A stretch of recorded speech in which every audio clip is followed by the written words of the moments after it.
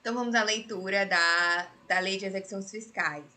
Iniciando só, primeiramente, na classificação entre ações exacionais e anti-exacionais. Exacionais são de iniciativa do fisco, elas visam compelir o pagamento da obrigação tributária, compelir o sujeito passivo ao pagamento. As anti-exacionais são de iniciativa do sujeito passivo e elas buscam um provimento jurisdicional para que se reconheça a inexistência de uma relação jurídica tributária ou um modo da relação jurídica tributária não esteja bem definido ou ainda a ausência de seu descumprimento. Ações anti-exacionais. A ação é mandado de segurança, ação anulatória, ação declaratória de inexistência do modo da relação jurídica tributária, embargos à execução, exceção de pré-executividade não é uma ação, é uma petição, mas eu achei interessante colocar aqui porque é uma medida do contribuinte também. Ação de repetição de indébito, ela também é uma medida do contribuinte para rever seu dinheiro. Vamos iniciar na leitura da Constituição, que no 131, parágrafo 3º, fala da execução da dívida ativa de natureza tributária. Artigo 131. A Advocacia Geral da União é a instituição diretamente ou através de órgão vinculado, representa a União, judicial e extrajudicialmente, cabendo-lhe nos termos de lei complementar, dispor sobre sua organização e funcionamento e as atividades de consultoria e assessoramento jurídico do Poder Executivo. Parágrafo 1º. A Advocacia Geral da União tem por chefe o Advogado-Geral da União de livre nomeação pelo Presidente da República, dentre cidadãos maiores de 35 anos, de notável saber jurídico e reputação ilibada. O AGU não precisa ser membro da carreira. Ele tem que ter notável saber jurídico e reputação ilibada. Parágrafo 2º. Ingresso nas classes iniciais das carreiras da instituição de que trata esse artigo, far-se-á mediante concurso público de provas e títulos. Parágrafo 3º. Na execução de dívida ativa de natureza tributária, a representação da União cabe à Procuradoria-Geral da Fazenda Nacional, observado o disposto em lei.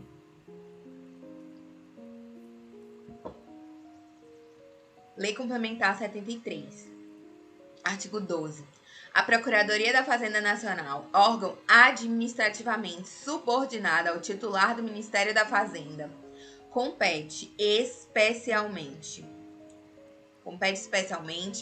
1. Apurar a liquidez e certeza da dívida ativa da União de natureza tributária, inscrevendo para fins de cobrança amigável e judicial. Então, a PFN compete especialmente 1. Apurar a liquidez e certeza da dívida ativa da União de natureza tributária, inscrevendo para fins de cobrança amigável ou judicial. 2. Representar privativamente a União na execução de sua dívida ativa de caráter tributário. Então, representar privativamente a União na execução de sua dívida ativa de caráter tributário. 3. Vetado. 4. Examinar previamente a legalidade dos contratos, acordos, ajustes e convênios que interessem ao Ministério da Fazenda, inclusive os referentes à dívida pública externa, e promover a respectiva rescisão por via judicial ou administrativa ou judicial. E 5º, representar a União nas causas de natureza fiscal.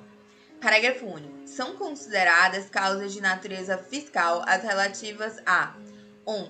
Tributos de competência da União, inclusive as infrações à legislação tributária.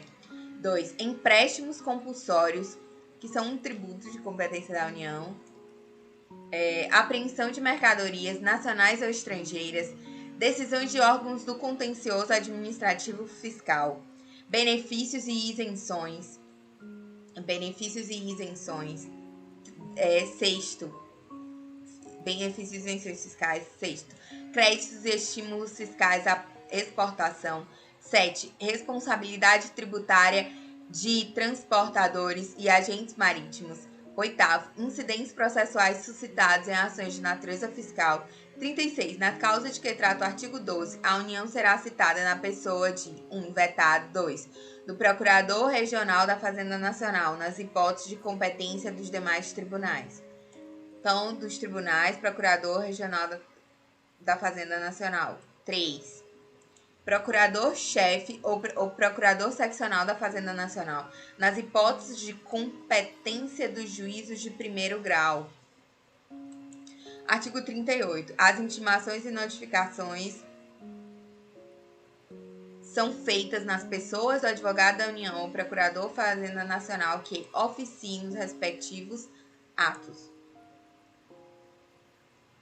Então, aqui a citação ocorre nas pessoas do Procurador Regional da Fazenda, nas hipóteses de competência dos tribunais, na chefe do Procurador-chefe, Procurador Seccional da Fazenda, nas hipóteses de competência dos juízes de primeiro grau, mas as intimações e notificações são feitas nas pessoas do AGU ou do PFN que oficiem os autos.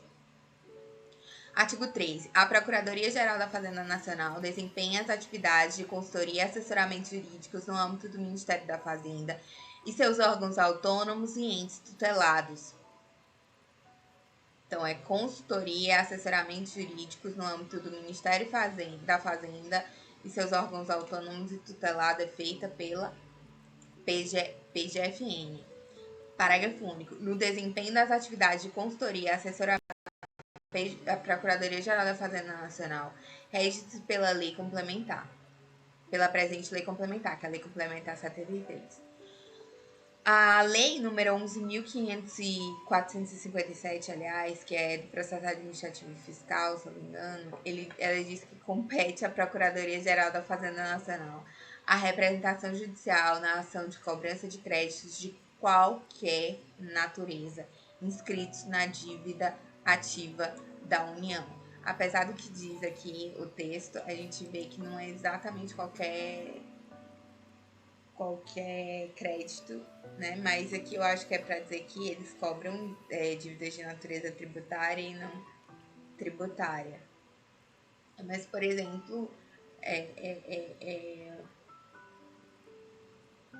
vamos lá.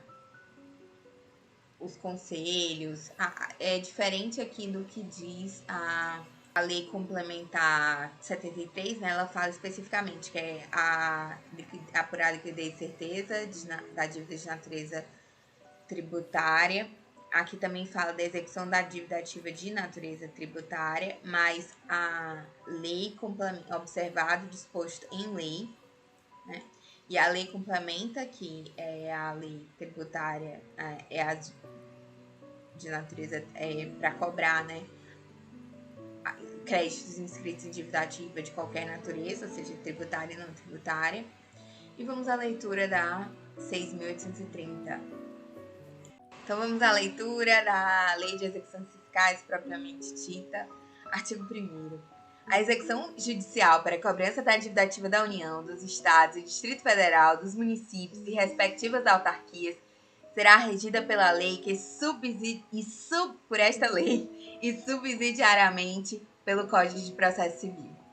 Então, execução fiscal, ela é uma modalidade de execução por quantia certa, com base em título extrajudicial, constituída pela certidão de dívida ativa regularmente inscrita, de caráter expropriatório, que se realiza no interesse da fazenda pública, como tal compreendida a União, os estados, o DF, os municípios, as respectivas autarquias e fundações de direito público, fundações públicas de direito público, e regulada pela Lei 6.830.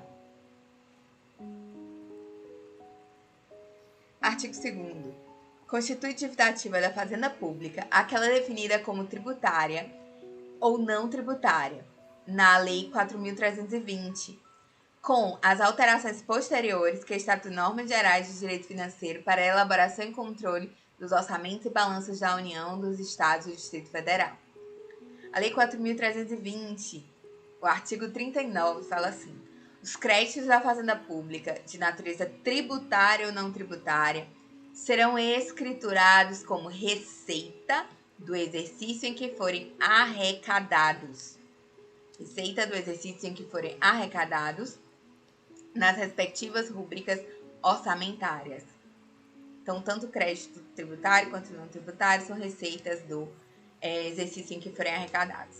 A dívida tributária da União é o crédito da Fazenda Pública dessa natureza proveniente de obrigação legal relativa a tributos e respectivos adicionais e multas. E dívida ativa não tributária são os demais créditos. Dívida ativa não tributária são os demais créditos da Fazenda Pública, tais como os provenientes de empréstimos compulsórios, na verdade hoje são dívida ativa tributária, né? Contribuições estabelecidas em lei também são consideradas dívida ativa tributária. Multa de qualquer origem ou natureza, exceto as tributárias. Então, multa, exceto as tributárias, porque as tributárias estão aqui na dívida ativa tributária. E aí, o que mais que ele dá como exemplo? Foros, laudênios, aluguéis ou taxas de ocupação, custas processuais, preços de serviços prestados por estabelecimentos públicos, indenizações, reposições, restituições, alcances dos responsáveis definitivamente julgados, bem assim os créditos decorrentes de obrigações em moeda estrangeira, de subrrogação de hipoteca, fiança, aval ou outra garantia, de contratos em geral e de obrigações legais. Parágrafo 1º do artigo 2º. Qualquer cobrança que seja atribuída à lei às entidades de que trata o artigo 1 será considerada dívida ativa tributária. Então, qualquer cobrança, qualquer valor cuja cobrança seja atribuída a essas entidades será considerada dívida ativa da Fazenda Pública. A dívida ativa da Fazenda Pública, compreendendo a tributária e não tributária, abrange a atualização monetária, juros e multa de mora e demais encargos previstos em lei ou contrato.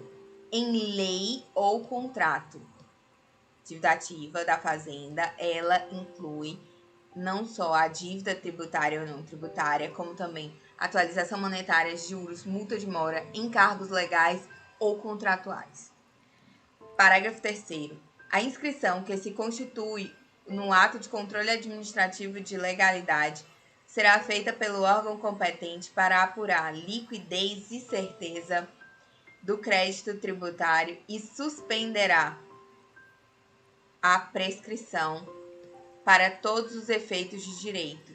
Suspenderá a prescrição para todos os efeitos de direito por 180 dias ou até a distribuição da execução fiscal, se esta ocorrer antes de fim do prazo. A suspensão de que trata esse parágrafo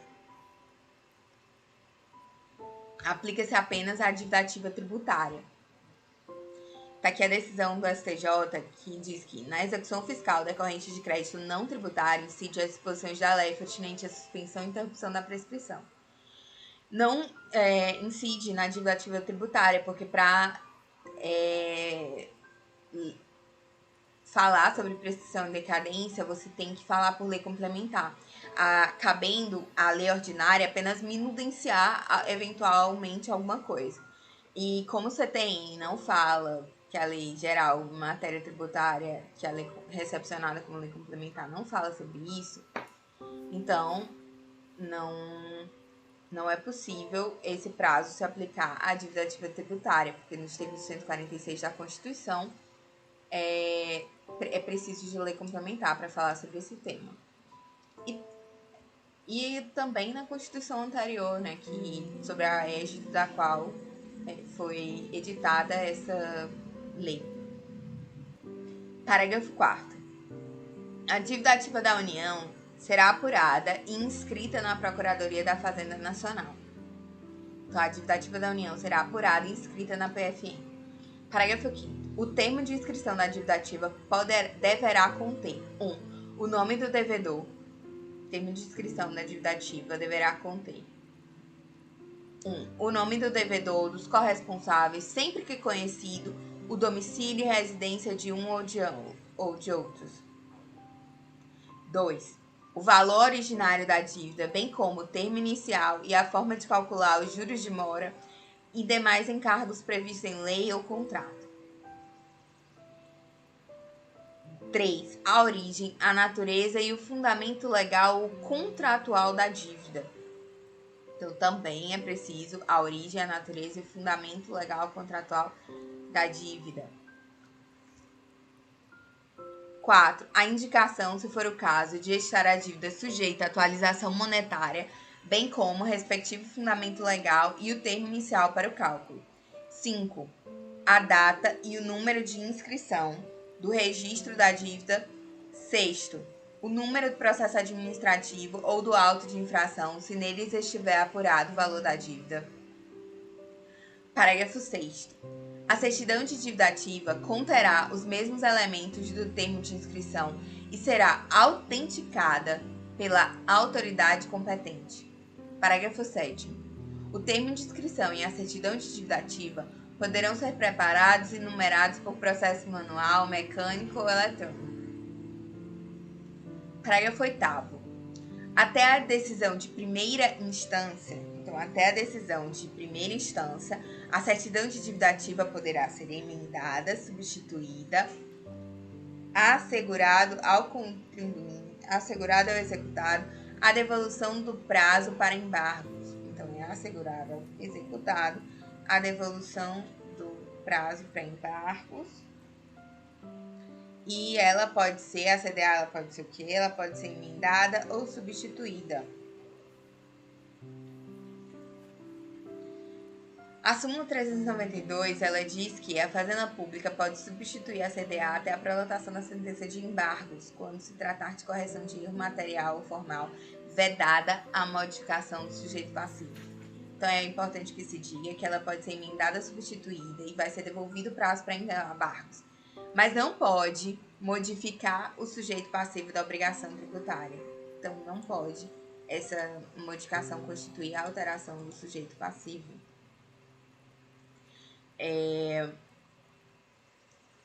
Houve alguma discussão, isso aqui é da aula do Ricardo Alexandre, houve alguma discussão sobre a inconstitucionalidade da CDA e a inconstitucionalidade da CDA, mas o que é que aconteceu? Por ser um título elaborado unilateralmente, se foi abuso de poder ou não. Mas entendeu-se que não, a inscrição de dívida ativa, onde se origina a posterior extração da CDA, que poderá ser levada a protesto, decorre do exaurimento da instância administrativa, onde foi possível, ou pelo menos possibilitado, ainda que o contribuinte não tenha feito, impugnar o lançamento, interpor recursos administrativos ou de documento de confissão de dívida apresentado pelo próprio devedor.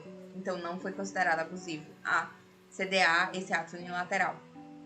Então, vamos lá. O prazo para a cobrança de contribuições previdenciárias continua a ser estabelecido no artigo 144 dessa lei aí, mas na verdade não.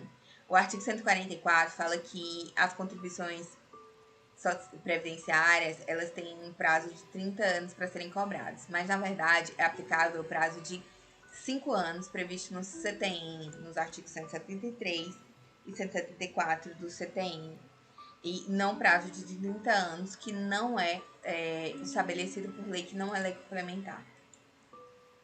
O recurso extraordinário foi o que decidiu, que eu falei, que aplica os 5 anos, foi decidido em recurso extraordinário, nesse aqui é o 5.566, e ele é um entendimento similar ao aplicado à súmula vinculante 8, que declarou a inconstitucionalidade dos artigos da Lei de Custeio da Seguridade Social. Uma jurisprudência que eu coloquei aqui: a data da inscrição do crédito tributário em dívida ativa constitui termo inicial para caracterizar fraude à execução? Sim. Então, a inscrição em dívida ativa, ela marca o termo a qual de você considerar fraude à execução fiscal. Fraude à execução fiscal. Então, a gente tem que estar atento quando for comprar bens ou negociar, para que não venha a sofrer evicção, a perda do bem, de alguma maneira. Então, a jurisprudência do STJ diz que parágrafo único, se existe uma exceção, né? Quando o devedor tributário ele reserva meios para quitação, então essa venda, ainda que posterior à inscrição do crédito tributário em dívida ativa, ele não vai ser considerada fraude de execução, mas se ele não resguardar valores, sim, pode ser possível. Existe uma presunção de que essa alienação foi fraudulenta, se a alienação ou oneração de bens ou rendas pelo sujeito em débito com a fazenda por crédito tributário regulamentos inscritos em dívida ativa, presume-se essa fraude. Então, há uma presunção que pode ser elidida, principalmente se ele reservar meios para a quitação do débito. Recurso repetitivo. Tema 290 do STJ. Se o ato translativo foi praticado a partir de 9/6/2005, data do início da vigência da Lei Complementar 115 de 2005, basta a efetivação da inscrição em dívida ativa para a configuração da figura da fraude. Então, basta a inscrição em dívida ativa para configurar a fraude a partir de 2005. Isso aqui já foi importante, que hoje não é tanto, porque já passou muito tempo, né? Então não devem ter mais créditos. Não sei, né? Execuções fiscais. A súmula 375 do STJ, ela não é aplicável às execuções fiscais. Ela não está cancelada, ela se aplica às demais execuções fiscais, mas na execução fiscal tributária, não. Conforme o 185 do CTN, são consideradas fraudulentas as alienações ou onerações de bens ou rendas efetuadas pelo devedor fiscal após a inscrição do crédito na dívida ativa. Aos créditos fazendários não incide o enunciado 375 de súmula de jurisprudência do STJ, que prevê o reconhecimento de fraude à execução, que prevê para o reconhecimento de fraude à execução a necessidade de existência de registro da penhora ou comprovação da má-fé do adquirente, pois norma especial trata de maneira distinta a persecução dos créditos tributários, sendo necessária a revisão da tese prevalecente no julgamento da turma, com vistas a afinar o entendimento descolegiado com o da Corte Superior. A súmula 375, ela diz que o reconhecimento de fraude à execução depende do registro da penhora do bem alienado ou da prova da má-fé do terceiro adquirente. E isso é válido. A fraude à execução, ela depende do registro da penhora do bem alienado ou da prova da má-fé do terceiro adquirente. Para as execuções em gerais. Na execução fiscal, basta a existência da inscrição em dívida ativa para se presumir a fraude contra credores. Então, seguindo aqui, né? Artigo 3º. A dívida ativa regularmente inscrita goza de presunção de certeza e liquidez. Porém, parágrafo único do artigo 3º, a presunção a que se refere esse artigo é relativa e pode ser ilidida por prova inequívoca a cargo do executado ou de terceiro a quem aproveite. Então, ela é uma presunção que é relativa e ela pode ser ilidida por prova inequívoca do executado ou do terceiro a quem aproveite. A dívida ativa, ela pode ser conceituada como sendo os créditos que terceiros devem à União, em decorrência de seu poder de império, tributação e poder de polícia, que não forem pagos no prazo legal determinado. Passaram um processo, e eles passaram por um processo de apurar liquidez, certeza e legalidade, que é a inscrição, e são cobrados judicialmente por um título executivo denominado certidão de dívida ativa. Então, dívida ativa é quando é decorrente de poder de império, que é, no caso, tributação e poder de polícia, tecnicamente. Então, quando é uma multa tributária, quando é um tributo, quando é uma multa de fiscalização, é decorrente do poder de polícia, então é dívida ativa. Isso é um conceito doutrinário, e aí a gente fica com a lei, eu coloquei aqui, não sei nem se era para botar aí, mas enfim. Artigo 4º. Execução fiscal pode ser promovida contra 1. O devedor. 2. O fiador. 3. O espólio. 4. A massa. 5. Responsável nos termos de lei por dívidas tributárias ou não de pessoas físicas ou de pessoas jurídicas de direito privado. E 6º, os sucessores a qualquer título. Parágrafo 1º. Vou só pontuar, né? A execução ela pode ser promovida contra o devedor, o fiador, o espólio e a massa, o responsável nos termos de lei. Só que vamos só pontuar. Esse espólio, ele pode ser promovido contra ele? Pode. Mas veja, se você tiver ajuizado a execução fiscal contra um devedor e esse devedor já tiver morrido, essa execução fiscal ela é contra uma pessoa ilegítima e você não pode alterar a CDA para mudar o devedor. Se esse cara já tiver morrido, você ajuizou a execução fiscal contra alguém que não seja o espólio, tá errado. Essa execução fiscal vai ser extinta. Você pode executar, você deve executar contra o espólio se o devedor já tiver morrido, então a dívida passa para o espólio. E tem essa observação, tem que prestar atenção. Mas é possível redirecionar para o espólio se ele morrer no decurso da execução. Você ajuizou a execução, e aí o indivíduo devedor morre, aí você redireciona contra o espólio, isso é possível.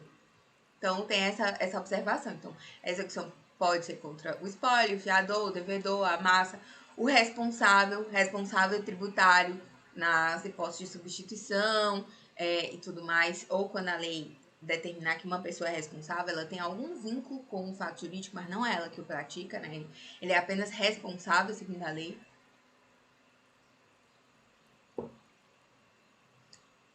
E os sucessores a qualquer título. Quando que indica os sucessores? Os sucessores, eles são devedores. Porém, os sucessores, o espólio, ele responde pelas dívidas patrimoniais. E os sucessores, eles serão cobrados após a partilha e nos limites do que foi transmitido, porque eles não respondem pessoalmente pelas dívidas do decurso. Mas se o espólio ali não conseguiu pagar antes de efetivar a partilha, aí os devedores, os sucessores ainda respondem por esses tributos. É importante a gente entender que o fisco não vai perder de receber. Não vai perder de receber. Até depois da partilha, quando tem os herdeiros, ele vai receber. Parágrafo 1º. Ressalvado e disposto no artigo 31, o síndico, o comissário, o liquidante, o inventariante e o administrador, nos casos de falência, concordata, liquidação, inventário, insolvência ou concurso de credores, se antes de garantidos os créditos da fazenda, alienarem ou derem em garantia quaisquer dos bens administrados, respondem solidariamente pelo valor destes. Então, eles respondem solidariamente se antes de garantidos os créditos da fazenda pública, eles alienarem, eles derem em garantia quaisquer dos bens administrados, eles respondem solidariamente pelo valor destes. Então, eles respondem solidariamente pelo valor destes. Quem? O síndico, o comissário, o liquidante, o inventariante, o administrador, nos casos de falência, concordata, liquidação, inventário, insolvência ou concurso de credores. Então, vamos seguindo para o parágrafo 2º. A dívida ativa da fazenda pública, de qualquer natureza, aplicam-se as normas relativas à responsabilidade prevista na legislação tributária, civil e comercial. Parágrafo 3º.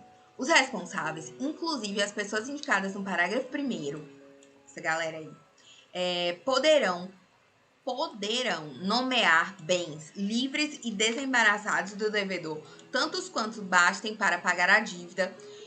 Os bens dos responsáveis ficarão, porém, sujeitos à execução se os do devedor forem insuficientes à satisfação da dívida.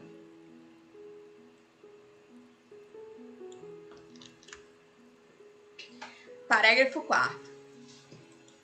Aplica-se à dívida ativa da Fazenda Pública de natureza não tributária o disposto nos artigos 186 e 188 a 192 do Código Tributário Nacional. Parágrafo 5º. A competência... eu não me lembro mais. Aplica-se à dívida ativa da Fazenda de natureza não tributária o disposto nos artigos 190, 186 e 188 a 192. Esses artigos falam de privilégios e garantias do crédito tributário, preferências, essas coisas. Artigo 5º. A competência para processar e julgar a execução da dívida ativa da Fazenda Pública exclui a de qualquer outro juízo, inclusive da falência, concordata, liquidação, da insolvência ou do inventário. Agora eu coloquei até essa observação aqui, porque é muito comum, às vezes, a Fazenda Pública quer se habilitar, né, na execução fiscal, não, se habilitar na falência, que é uma execução no processo de falência. E é possível, não existe vedação. A execução fiscal, ela prossegue, ela não fica paralisada pelo juízo falimentar, pelo juízo universal falimentar. Não, ela não é atraída. Só que você vai ter que respeitar a preferência dos créditos do artigo 83, 86, salvo engano, 101, 151, da lei de falências. Então, como vai ter que respeitar aquela preferência para o pagamento, ainda que haja a construção de um bem ali na execução fiscal, se ele não tiver sido já... se essa dívida não tiver sido já paga, então quem vai decidir sobre o pagamento, quem vai poder realmente pagar e respeitar é na execução. Então, esses valores arrecadados aqui na execução fiscal, eles vão ser pagos, mas respeitando aquela ordem de preferência dos créditos concursais da falência. Então, é possível, se o procurador quiser, ele ir se habilitar, pegar o créditozinho dele e se habilitar na fazenda. Ou se habilitar na falência. Então, só que a competência para processar e julgar a execução da dívida ativa da Fazenda Pública exclui a de qualquer outro juízo, inclusive da falência, concordata, liquidação, concordata, nomenclatura antiga. Hoje é recuperação judicial, da liquidação, insolvência ou inventário. Atenção! Multa trabalhista, criminal e eleitoral são processadas na justiça competente, salvo crime eleitoral, cuja a multa vai ser executada na justiça criminal. Então, multa, apesar do que diz aí, né, a multa vai ser julgada cada um no seu quadrado, cada um na sua justiça. Só que a multa criminal é assim, né? Artigo 52, o Ministério Público vai executar, e se ele não executar, aí ela inscreve em dívida ativa e o procurador da Fazenda vai lá e cobra. Súmula 66. É legítima a cobrança do tributo que houver sido aumentado após o orçamento, mas antes do início do respectivo exercício. É legítima a cobrança do tributo que houver sido aumentado após o orçamento, após a lei orçamentária, né, mas antes do início do respectivo exercício financeiro. FGTS são créditos dos trabalhadores e não da União. Eu acho que a súmula está no lugar errado, mas não tem problema, eu te leio e fiz. As disposições do CTN não se aplicam às contribuições do FGTS. O FGTS não se aplica às disposições do CTN. O FGTS é um crédito do trabalhador. Artigo 6º. Petição inicial indicará. Não, você usa a execução fiscal, a lei de execução fiscal e não o CPC.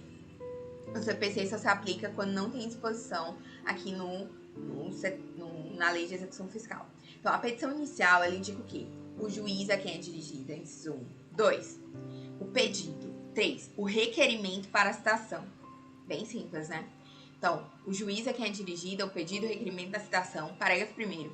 A petição inicial será instruída com certidão de dívida ativa, que dela fará parte integrante como se tivesse transcrita. Então, vai ter CDA, vai juntar a CDA, que ela é um resuminho do que aconteceu no processo administrativo, com as principais informações que a lei determina faz. e ela vai integrar a petição inicial e como se estivesse transcrita. Parágrafo 2º. A petição inicial e a certidão legislativa poderão constituir um único bloco de documento, preparado inclusive por processo eletrônico. Coisas antigas. Parágrafo 3º. A produção de provas pela Fazenda Pública independe de requerimento da petição inicial. Então, a produção de provas pela Fazenda independe de requerimento. Veja, independe, não depende. Você pode, firme e forte, esquecer que vai ser possível produzir provas. Você pode ser o procurador, né? Pode esquecer e vai ser possível ainda a produção de provas. Parágrafo 4º. O valor da causa será o da dívida constante da certidão com encargos legais. O valor da causa será o da dívida constante da certidão, juntamente com os encargos legais. Atenção! A LEF não aponta como requisitos nem a notificação quanto ao processo administrativo fiscal, nem a cópia do processo administrativo fiscal. Portanto, são prescindíveis e o contribuinte é que deve fazer prova caso alegue que não participou do processo administrativo que formou a CDA. Isso foi o que entendeu o STJ.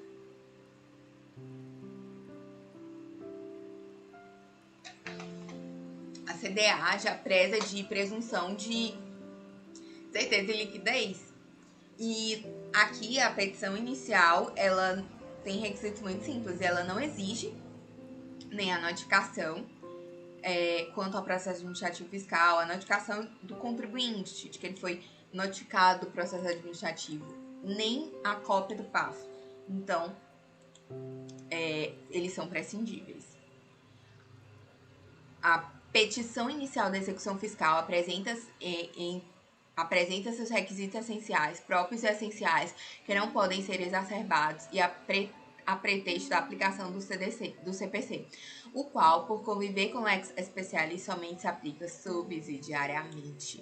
Então, vamos à leitura da súmula 558 do STJ. A súmula 558 do STJ. Em ações de execução fiscal, a petição inicial não pode ser indeferida, sob o argumento de falta de indicação de CPF, ou RG, ou CNPJ da parte executada, até porque não é requisito presente, então não precisa de CPF ou CNPJ. Provavelmente já vai estar na CDA, mas não precisa. Súmula 559 do STJ. Em ações de execução fiscal, é desnecessária a instrução da petição inicial com demonstrativo de cálculo do débito por tratar-se de requisito não previsto no artigo 6º da CDA, da Lei de Execução Fiscal.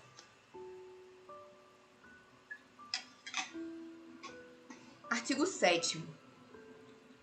O despacho do juiz que deferir a inicial importa em ordem para 1. Citação pelas sucessivas modalidades previstas no artigo 8º, penhora se não for paga a dívida nem garantida a execução por meio de depósito, fiança ou seguro-garantia. Então, o despacho do juiz que deferir a inicial importa em ordem para... Ordem para quê? Para citar pelas sucessivas modalidades do próximo artigo. 2. Penhorar se não for paga a dívida, nem garantida a execução. Não for paga a dívida, nem garantida a execução. Como é que você pode garantir a execução? Por meio de depósito do montante integral, fiança ou seguro-garantia. 3. Arresto, se o executado não tiver domicílio ou dele se ocultar.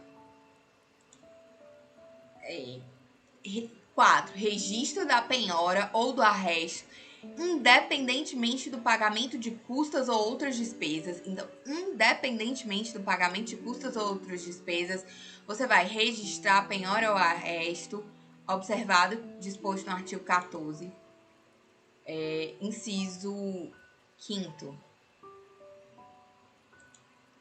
A avaliação de bens penhorados ou arrestados. Já vou analisar. Então, a avaliação dos bens penhorados ou arrestados. Só para que fique claro, vamos ver a diferença entre sequestro, arresto e penhora. Arresto é uma modalidade judicial de apreensão de vários bens de um devedor para garantir um pagamento futuro, geralmente no início do processo de execução. Então, você vai garantir o pagamento da dívida. Qual bem não importa. O arresto é uma generalidade. Você pega os bens para que eles vão garantir a execução fiscal, diferente do arresto. Porque o arresto é a arrecadação de... o sequestro é a arrecadação de um bem específico que seja disputado em ação judicial. Sequestro é de um bem específico. Arresto é para garantir o pagamento da dívida. Então, não importa se é um bem específico. Penhora é uma forma de tomada de bem ou direito de um devedor por ato do juiz com finalidade de efetivar o pagamento da quantia certa. Penhora é uma restrição sobre o bem, é uma forma de tomada de bem por um ato judicial com a finalidade de efetivar o pagamento de uma dívida. Então, ela tem essa restrição. O TJDFT, aqui, eu gostei muito da diferença que eles fizeram. Que na aula do Ricardo Alexandre, eu achei muito bom que ele colocou esse quadro aqui de ordem, do artigo 7º. Deixa eu subir aqui. O despacho do juiz que deferir a inicial importa em ordem para 1. Citação do executado por carta, se não for possível, por mandado. Frustrada a tentativa, cita-se por edital, 5 dias para pagar ou garantir a execução. Então, citado por carta, se não for possível, mandado. Aí, frustrada a tentativa, cita-se por edital, para pagar ou garantir a execução. Súmula 414 do STJ. Citação por edital na execução fiscal é cabível quando frustradas as demais modalidades.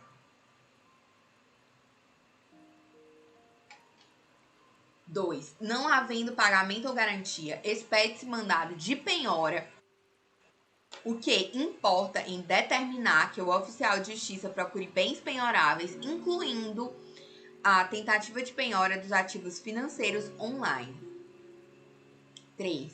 Localizado bens penhoráveis, penhore-se e registre-se a constrição no ofício próprio, lá-se o auto de penhora e a avaliação. Nada encontrado, seja tudo certificado nos autos. Aí, se for o caso de redirecionamento, redireciona. Essa é a ordem que a gente vai ver aqui no artigo 8º, também considerando o artigo 7º, só que ele já juntou os dois e fez a ordem que vai acontecer, né? Que é a citação por carta, depois mandato, aí, por fim, edital, se for o caso. Aí, depois, não havendo pagamento depois da citação, aí vocês pedem um mandado de penhora, e aí o oficial de justiça vai determinar que os bens penhoráveis, incluindo a tentativa de penhora de cisbajúde hoje, né? Que não é mais base sem júri, é cisbajúde.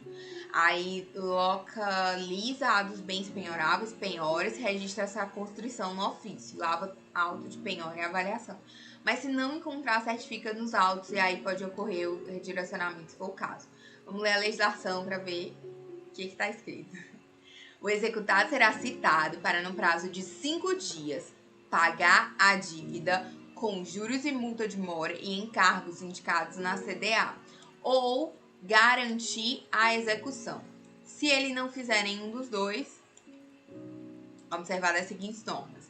Então, vai ser citado como, né? Aqui tá colocado aqui primeiro. Citado pelo correio, carta, com aviso de recebimento, se a fazenda pública não requerer por outro. Então, o normal vai pelos correios com aviso de recepção, se a fazenda pública não requerer de outra forma. Aí, a citação pelos correios considera-se feita na data de entrega da carta no endereço do executado, ou, se a data for omitida, no aviso de recepção, 10 dias após a entrega da carta postal. 3. Se o aviso de recepção não retornar no prazo de 15 dias da entrega da carta da agência postal, a citação será feita por oficial de justiça e depois por edital. Por quê? Ou por edital, a lei diz que é ou por edital, mas de acordo com a súmula 414, a citação por edital, ela é subsidiária. Então, você vai tentar todas as outras medidas, aí depois você cita por edital. Então, não é assim, por oficial de justiça ou por edital. Na verdade, edital é a última. cita por hora certa, embora não esteja previsão aqui, mas é possível. 4, se for o caso, né? Artigo 4, inciso 4. O edital de citação será fixado na sede do juízo, publicado uma só vez no órgão oficial gratuitamente como expediente judiciário, com prazo de 30 dias, e conterá apenas a indicação da exequente, o nome do devedor e dos corresponsáveis da quantia certa, da natureza da dívida, da data, do número da inscrição do registro de dívida ativa, o prazo e o endereço da sede do juiz. Então, você tenta citar para, no prazo de 5 dias, pagar a dívida com juros, mora e correção monetária, tudo previsto na CDA. Vai se tentando citar por todos os meios. Não deu certo. Aí você... o executado ausente do país será citado por edital com prazo de 60 dias. O despacho do juiz que ordenar a citação interrompe a prescrição. E aí, se você não conseguir citar, aí você procura os bens para penhorar. Se não for pagar a dívida, nem for garantida a execução, aí você tenta penhorar ou arrestar se o executado não tiver domicílio ou estiver se ocultando. Arresta os bens que forem necessários para garantir a execução. E aí registra o penhora ou arresto, independente de pagamento de custos e outras despesas. E o oficial de justiça já avalia os bens penhorados ou arrestados. Enfim, se o executado for ausente do país, ele é citado por edital, não é carta rogatória, não é nada disso, é citado por edital no prazo de 60 dias.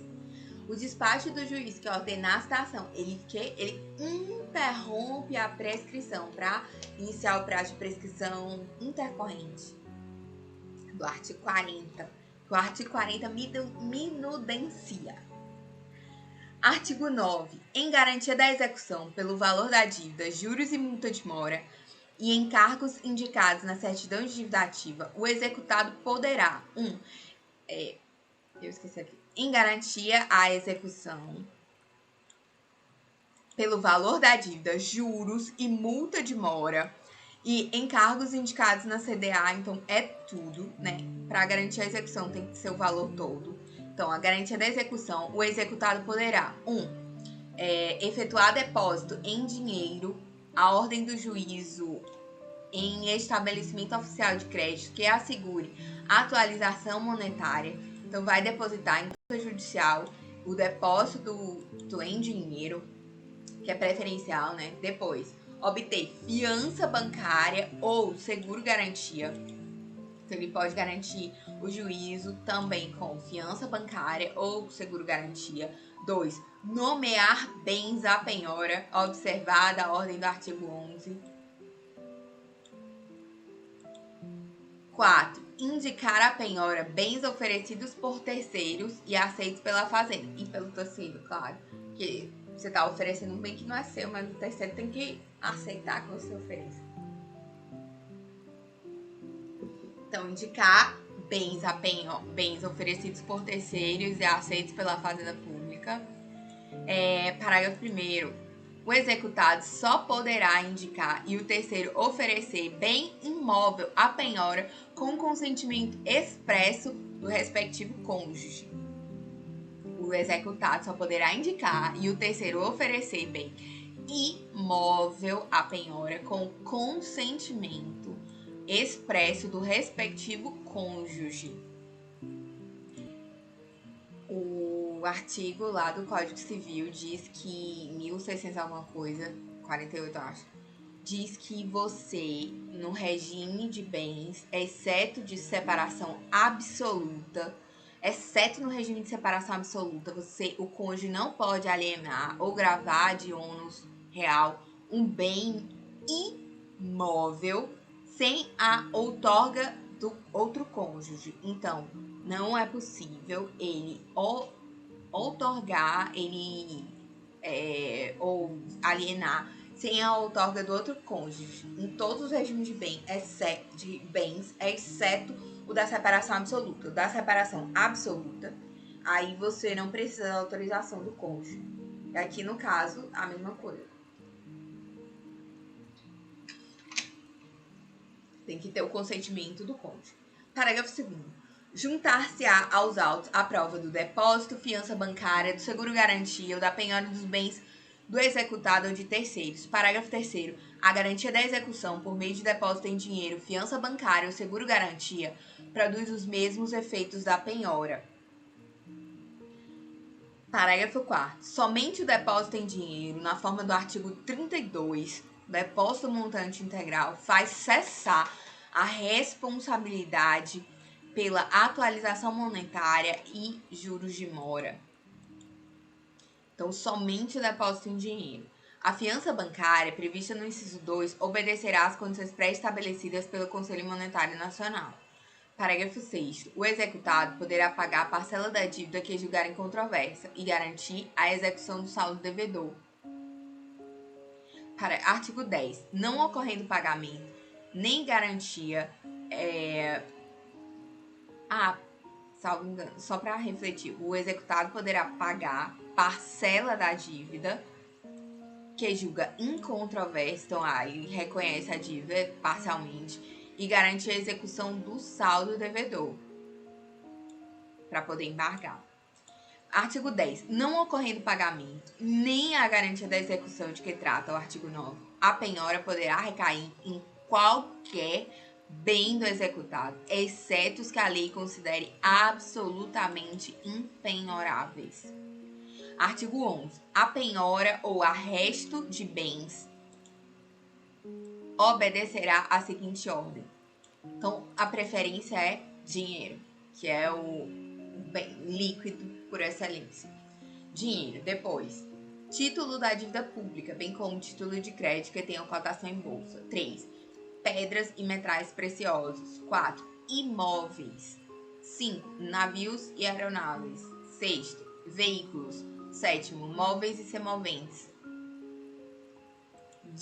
8. Direitos e ações. Parágrafo 1º. Excepcionalmente, a penhora poderá recair sobre estabelecimento comercial, industrial ou agrícola, bem como em plantações ou edifícios em construção. Então, a penhora também pode recair sobre estabelecimento comercial, industrial, agrícola, plantações, edifícios em construção. A penhora efetuada em dinheiro será convertida no depósito de que trata o inciso 1 do parágrafo do artigo 9. Então, a penhora efetuada em dinheiro será convertida em depósito em dinheiro. Parágrafo 3º. O juiz ordenará a remoção do bem penhorado para depósito judicial, particular ou de fazenda pública exequente, sempre que esta o requerer em qualquer fase do processo. Então, o bem penhorado poderá ser recolhido para depósito judicial particular ou da fazenda pública exequente, sempre que a fazenda o requerer. Artigo 12.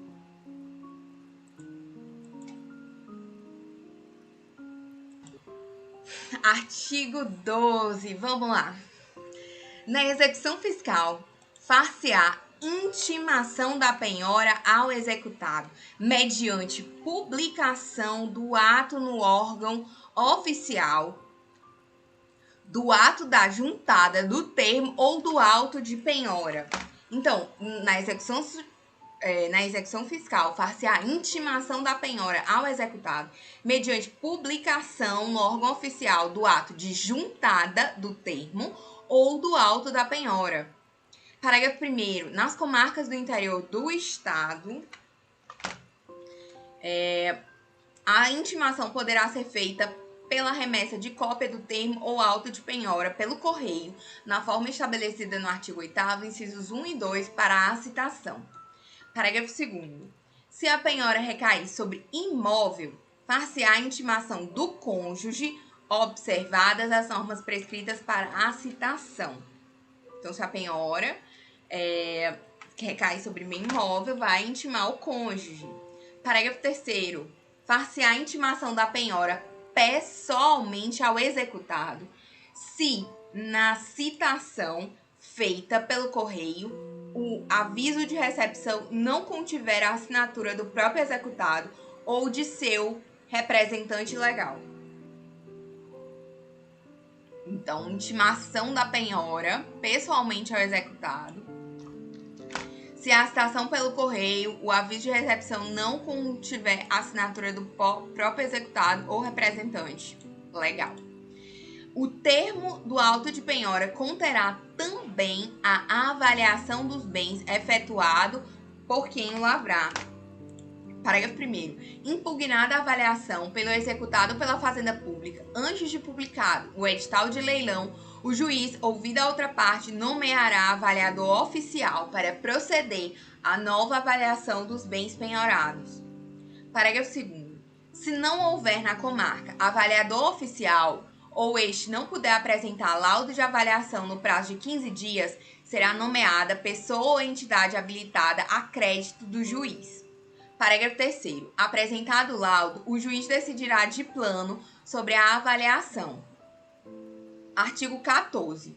O oficial de justiça entregará contra fé e cópia do termo ou do auto de penhora ou arresto com a ordem de registro de que trata o artigo 7º, inciso 4º, no ofício se o bem for imóvel ou a ele equiparado. 2. Na repartição competente para a emissão de certificado de registro, se for veículo.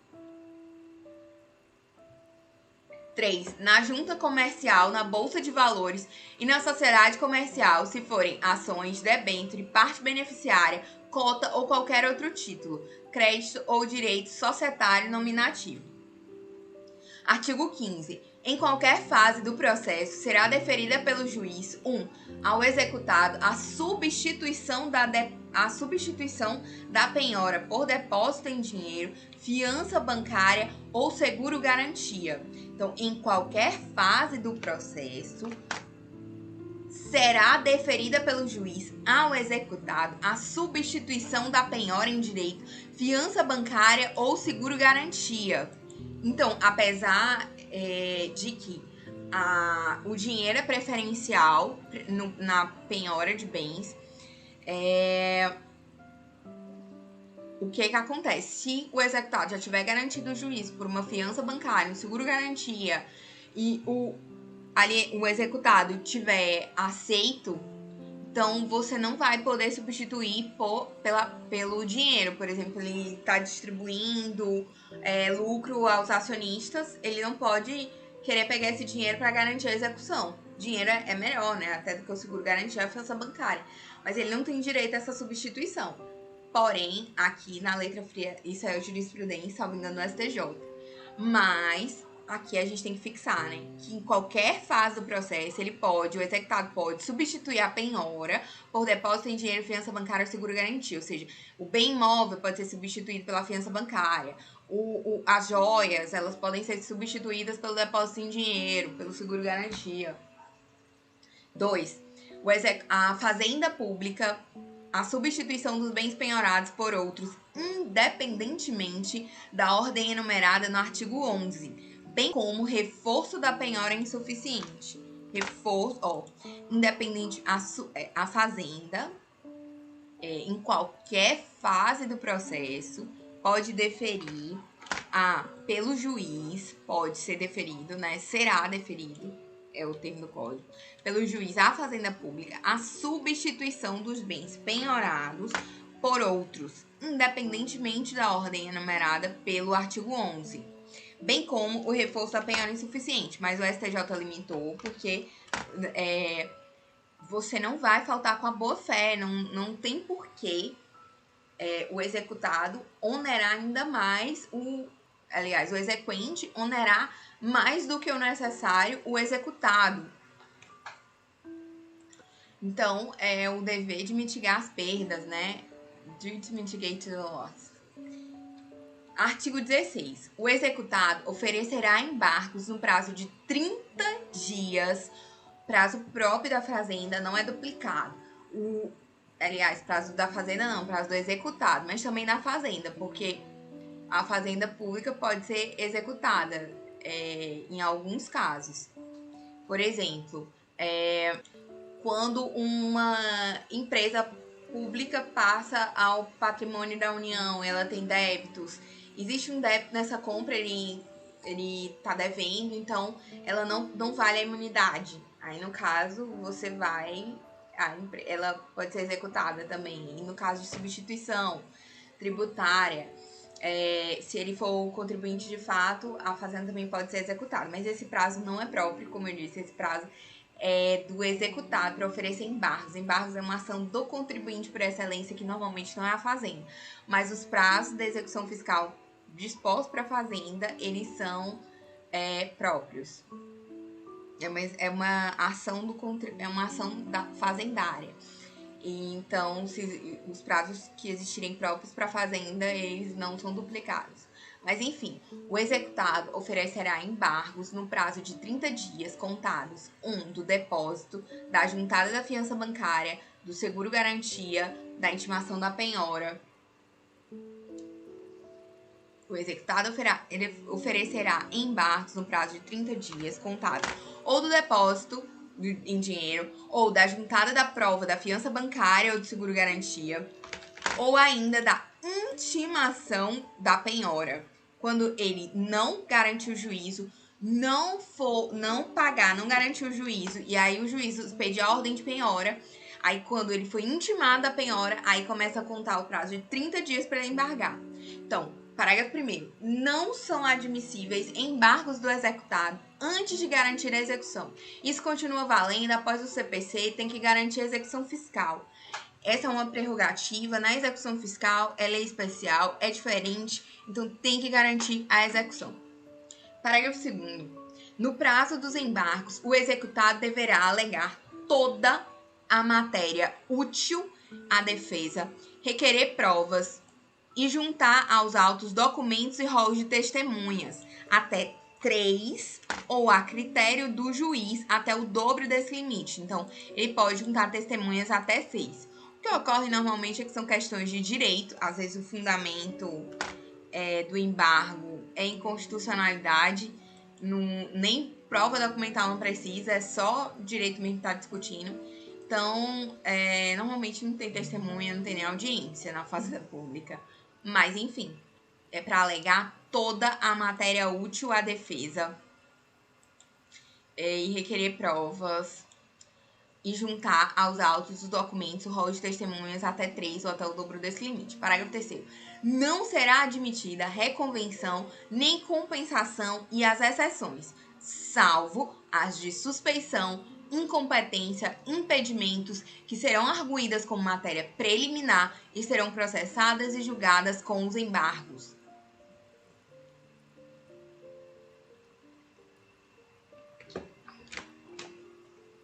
O Superior Tribunal de Justiça se posicionou no julgamento do récipe repetitivo 1.272.827 de Pernambuco, que, em síntese, reconheceu o caráter especial da Lei de Execução Fiscal e a aplicação subsidiária do artigo 914 do CPC 2015 aos embargos à execução fiscal, exigindo-se, portanto, para a concessão do efeito suspensivo, a apresentação da garantia, a verificação pelo juiz da relevância da fundamentação, o perigo de dano irreparável e de difícil reparação. Então, o STJ diz que a suspensão não é automática, mas tem que garantir o juízo. Além de garantir o juízo, você tem que, para conceder o efeito suspensivo, você tem que o juiz verificar a relevância da fundamentação fundis boniuris e o perigo de dano irreparável de difícil reparação. Aí você concede o efeito suspensivo.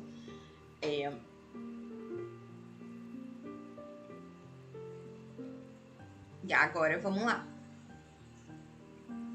Artigo 17. Recebidos os embargos, o juiz mandará intimar a fazenda para impugná-los. Esse prazo aqui, esse sim é próprio. Recebidos os embargos, o juiz mandará intimar quem? A fazenda. Para o quê? Para impugnar os embargos no prazo de 30 dias, designando em seguida a audiência de instrução e julgamento, se for o caso.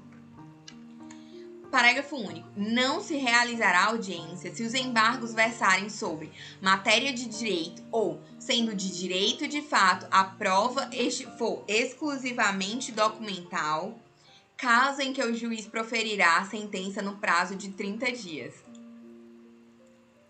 Então, geralmente não tem audiência.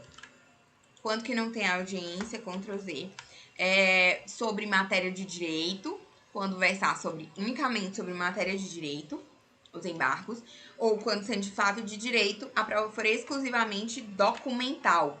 E o juiz vai proferir a sentença teoricamente, no prazo de 30 dias. Artigo 18. Caso não sejam oferecidos os embargos, a Fazenda Pública manifestar-se-á sobre a garantia da execução. Sempre que a apreciação do excesso de execução ou da inexigibilidade de obrigação exigir dilação probatória que vá além do simples documento, a observância do procedimento da ação de incidental de embargo se tornará obrigatória. Nas execuções por quantia certa, do artigo 791 do CPC, inciso 1b, prevê que incumbe ao credor o dever de instruir a petição inicial com demonstrativo do débito atualizado, até a data da propositura da ação. De maneira simétrica, o artigo 917, em seu parágrafo 3º, imputa igual ônus ao executado, quando seus embargos fundarem-se na arguição de excesso de execução e sob pena de não serem conhecidos os embargos de tal natureza. O executado deverá juntar à inicial a memória do cálculo do débito que entende correto. Vale ressaltar, entretanto, que há casos em que a apuração do excesso alegado pode ficar comprometido pela necessidade de conhecimento técnico contábil, do qual não dispõe a parte. Nessas hipóteses, a jurisprudência e a doutrina têm admitido a mitigação daquela previsão legal, tornando mesmo imperativa a dilação probatória para se alcançar o valor realmente devido, evitando-se assim cerceamento de defesa. Assim, em situações como a referida, reconhece-se, ainda com mais acerto, o devedor deve se valer dos embargos à execução, meio de oposição à pretensão do credor, por excelência, mormente pela viabilidade do contraditório excepcional no expediente executório.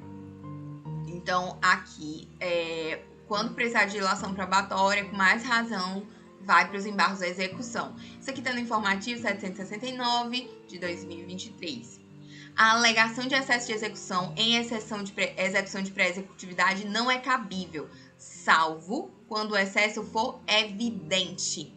Isso aqui foi decidido em 2016. 9. Não sendo embargada a execução ou sendo rejeitados os embargos, no caso de garantia prestada por terceiro, será este intimado sob pena de contra ele prosseguir a execução nos próprios autos no prazo de 15 dias. Então, se não for embargada a execução ou sendo rejeitados os embargos, a garantia prestada por terceiro, ele será intimado sob pena de contra ele prosseguir a execução nos próprios autos.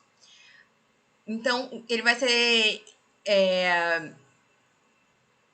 vai ser intimado no prazo de 15 dias, para remir o bem, se a garantia for real.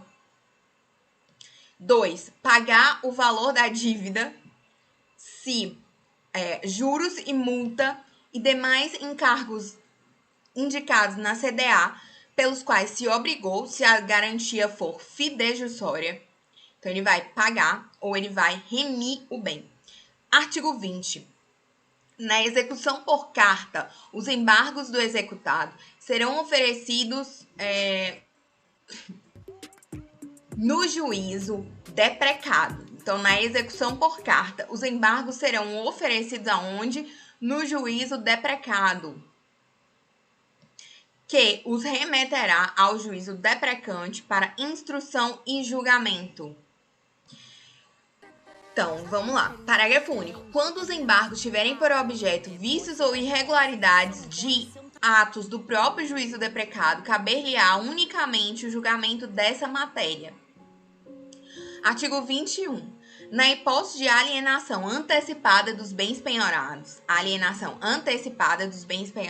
o produto será depositado em garantia da execução. Então, o produto da alienação vai ser depositado em garantia da execução nos termos do artigo 9º, inciso 1, depósito em dinheiro. Artigo 22.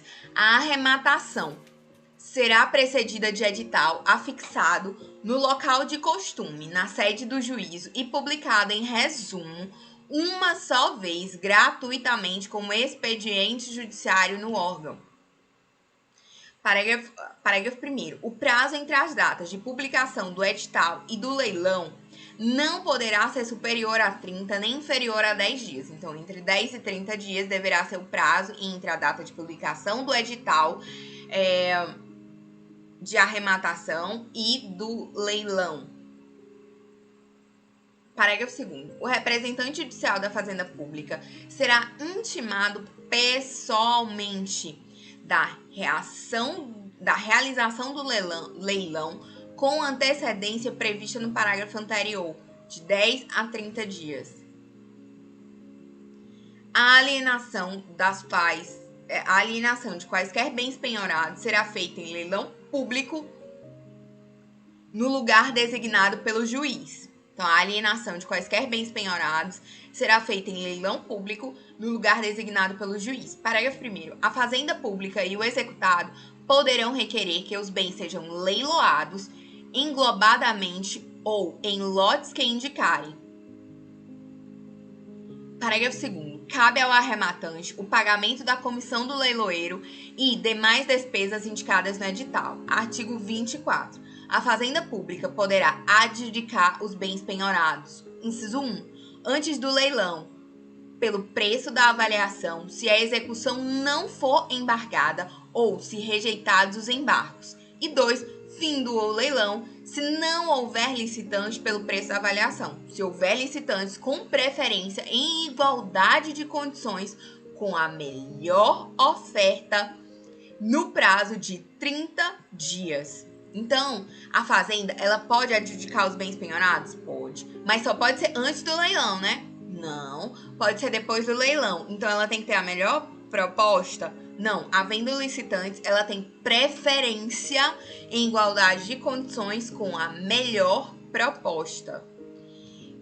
A Fazenda, ela tem preferência junto com a melhor proposta. E 2, também se não houver licitantes, ela pode adjudicar pelo preço da avaliação. E antes do leilão, se a execução não for embargada ou rejeitados os embargos pelo preço da avaliação. Então, a Fazenda pode adjudicar os bens penhorados pelo preço da avaliação antes do leilão ou fim do leilão se não houver licitantes. E ainda, se houver licitantes em igualdade de condições com a melhor oferta no prazo de 30 dias, preferivelmente, ela tem uma preferência legal. Parágrafo único. Se o preço da avaliação ou o valor da melhor oferta for superior aos créditos da Fazenda Pública, a adjudicação somente será deferida pelo juiz se for depositada pela exequente a ordem do juízo no prazo de 30 dias. A diferença. Então, se o preço da avaliação dos bens ou o valor da melhor oferta for superior ao valor dos créditos tributários, então a Fazenda, ela pode ainda adjudicar. Porém, ela tem que depositar a diferença. Ela tem que depositar a diferença à ordem do juiz no prazo de 30 dias. Artigo 25. Na execução fiscal, qualquer intimação ao representante judicial da Fazenda Pública será feita pessoalmente. Parágrafo único. A intimação de que trata esse artigo poderá ser feita mediante vista dos autos com imediata remessa ao representante judicial da Fazenda Pública, pelo cartório ou secretaria. Artigo 26. Antes da decisão de primeira instância, a inscrição individuativa for, a qualquer título, cancelada, a execução fiscal será extinta sem qualquer ônus para as partes. Apesar da literalidade do que diz o artigo 26, o STJ já decidiu que, se citado o embargante, se ele já tivesse sido citado, então a decisão de primeira instância, a CDA for cancelada, a execução vai ser extinta, mas não vai ser sem qualquer ônus para as partes.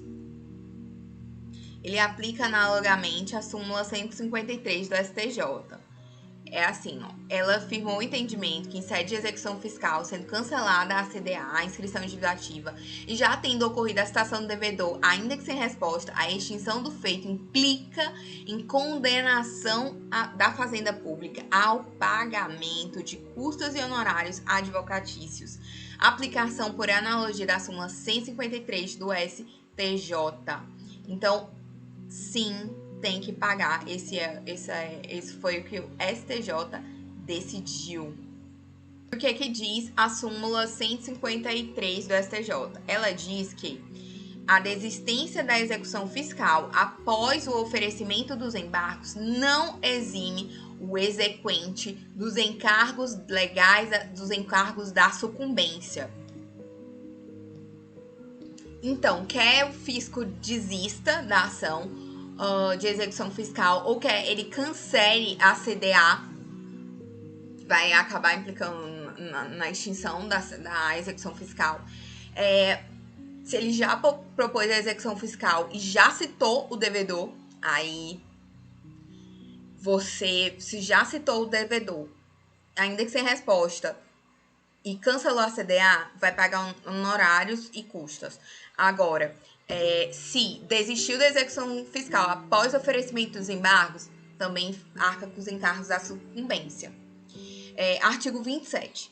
As publicações dos atos processuais serão feitas resumidamente ou reunir num só texto os de diferentes processos. As publicações de atos processuais poderiam ser feitas resumidamente ou reunir num só texto os diferentes processos. Parágrafo único. As publicações farão sempre referência ao número do processo no respectivo juízo e ao número correspondente da inscrição individuativa, bem como o nome das partes e de seus advogados, suficientes para sua identificação. Vamos lá, artigo 28. O juiz, a requerimento das partes, poderá, por conveniência da unidade da garantia da execução, ordenar a reunião de processos contra o mesmo devedor. Então, o juiz, ele pode, a requerimento das partes, por conveniência da unidade da garantia da execução, ele pode reunir processos do mesmo devedor.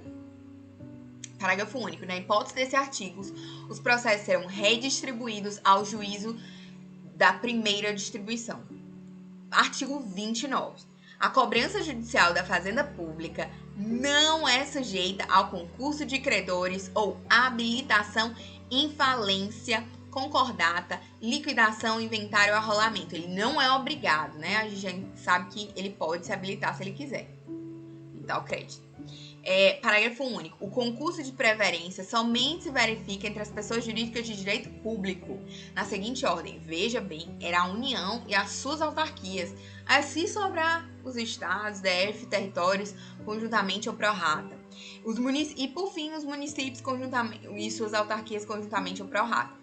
Isso acontecia em cautelar, o Supremo tinha dito que era constitucional.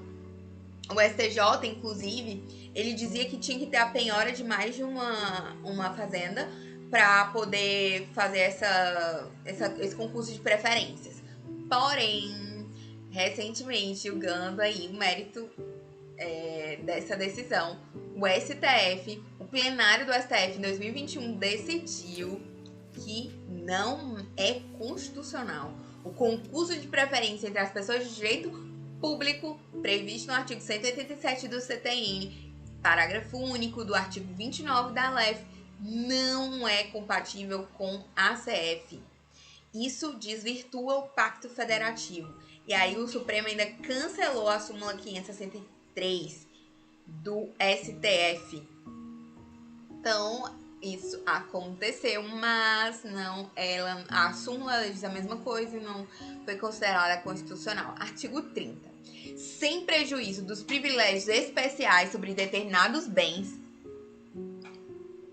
que sejam previstos em lei, responde pelo pagamento da dívida ativa da Fazenda Pública a totalidade dos bens e das rendas de qualquer origem ou natureza do sujeito passivo, seu espólio ou sua massa, inclusive os gravados por ônus real ou cláusula de inalienabilidade ou impenhorabilidade, seja qual for a data de constrição do ônus da cláusula.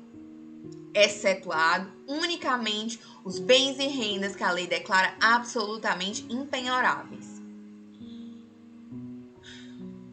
Então, todos os bens e rendas de qualquer origem ou natureza, independente da data da constituição, ônus real, eles respondem. Eles respondem pelo pagamento da dívida ativa da fazenda pública, exceto unicamente as rendas que a lei declara absolutamente impenhoráveis. Não custa lembrar, né?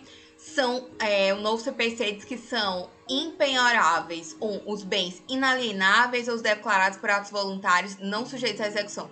E esse aqui, na verdade, ele não é absolutamente impenhorável, porque ele é por ato voluntário, então o fisco nem considera um negócio desse. 2. Os móveis pertencentes às utilidades domésticas que guarnecem a residência do executado, salvo de elevado valor ou que ultrapassem as necessidades comuns correspondentes ao médio padrão de vida. 3. Os vestuários, bem como os pertencentes de uso pessoal do executado, salvo de elevado valor. Sei lá, tiver um vestido desses caríssimos, pode executar, né?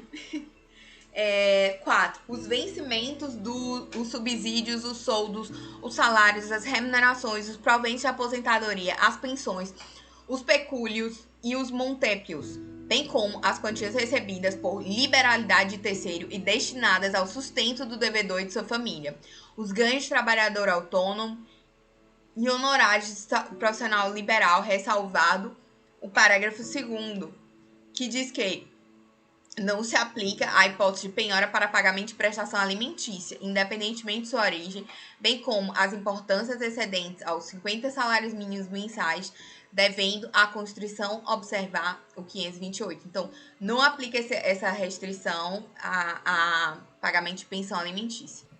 Os livros, as máquinas, as ferramentas, os utensílios, os instrumentos ou outros bens móveis necessários ou úteis ao exercício da profissão também são impenhoráveis. O seguro de vida, os materiais necessários para obras em andamento, salvo se forem penhoradas.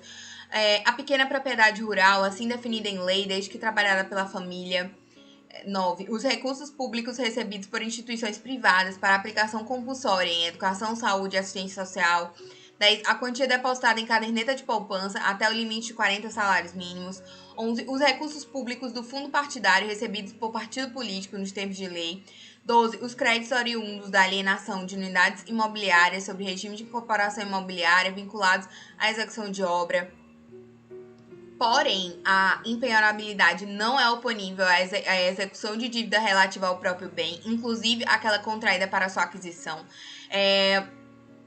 E também tem a lei do bem de família, né? Que ela coloca o bem de família como impenhorável, mas é óbvio que também para a execução da dívida relativa ao próprio bem, ele não é impenhorável. Parágrafo 3º.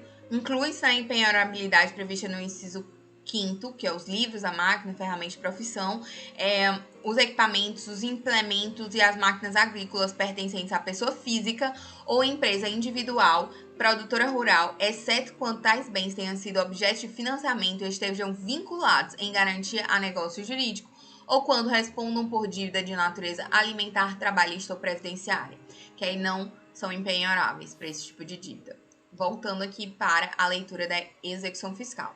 A gente viu que, sem prejuízo dos privilégios especiais sobre determinados bens que sejam previstos em lei, responde pelo pagamento da dívida da fazenda pública a totalidade de bens de rendas de qualquer origem ou natureza, do sujeito passível, seu espólio ou sua massa, inclusive os gravados de ônus real ou cláusula de inalienabilidade ou impenhorabilidade, seja qual for a data de constituição do ônus ou da cláusula, excetuados unicamente os bens e rendas que a lei declara absolutamente impenhoráveis. E a referência aqui é ao artigo 833 do novo CPC, e a lei do bem de família, que eu esqueci o número. Artigo 31.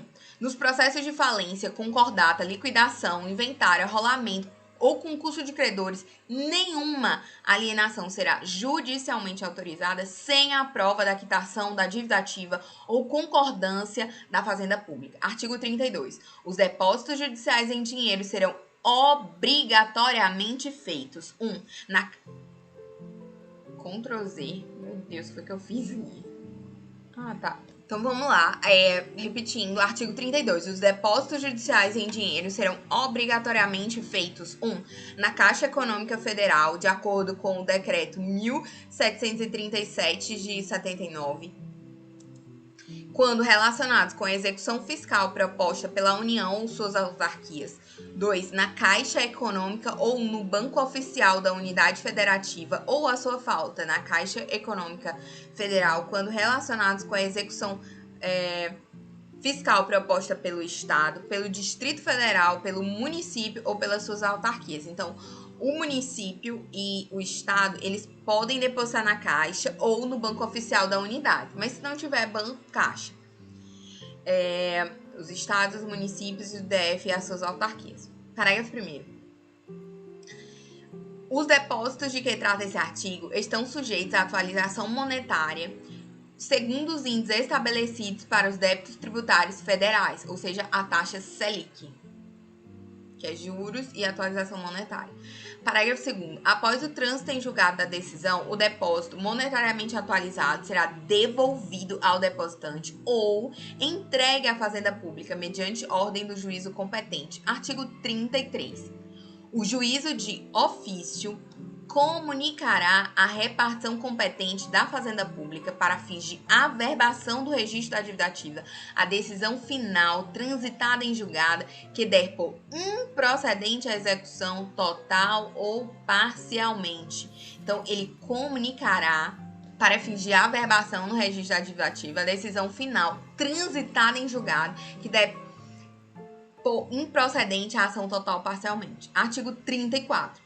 Das sentenças de primeira instância proferidas em execução de valor igual ou inferior a 50 obrigações reajustáveis do Tesouro Nacional, só serão admitidos embargos infringentes e de declaração.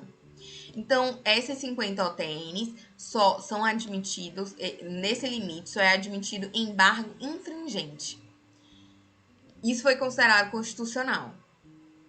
Então, ele vedou, ele limitou aqui o recurso aqui. Parágrafo 1º. Para os efeitos desse artigo, considerar-se-á o valor da dívida monetariamente atualizado e acrescido de multas e juros de mora e de encargos legais. Então, para efeito desse cálculo o limite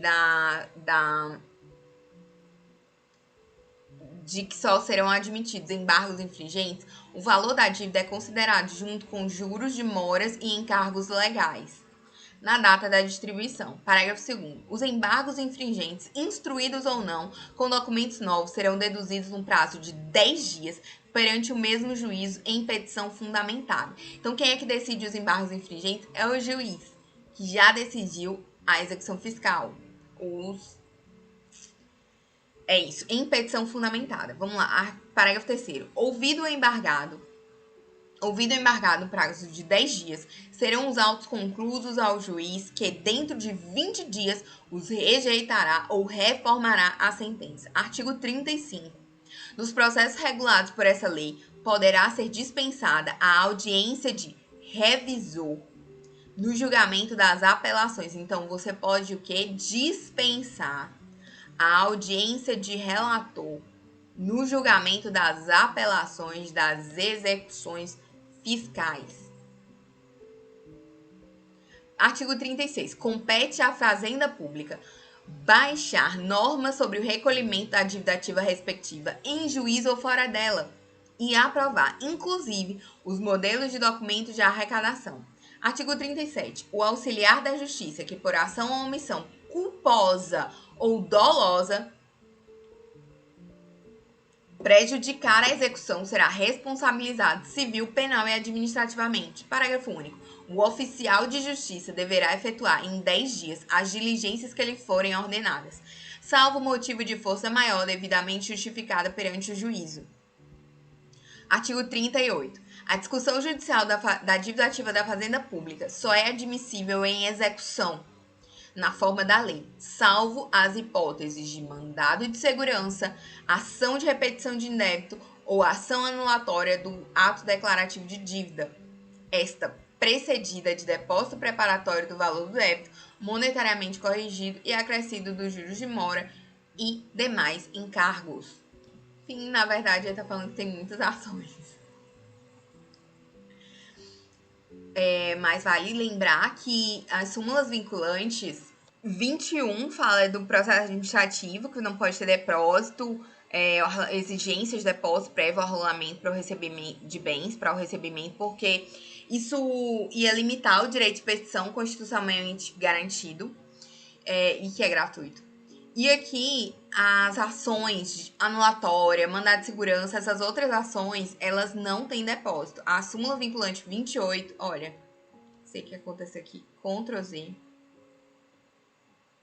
Súmula vinculante 28, que eu consegui colocar aqui, ela diz que é inconstitucional a exigência de depósito prévio como requisito de admissibilidade da ação judicial na qual se pretenda discutir a exigibilidade do crédito tributário, porque senão isso seria uma violação ao direito à inafastabilidade do Poder Judiciário. Por quê?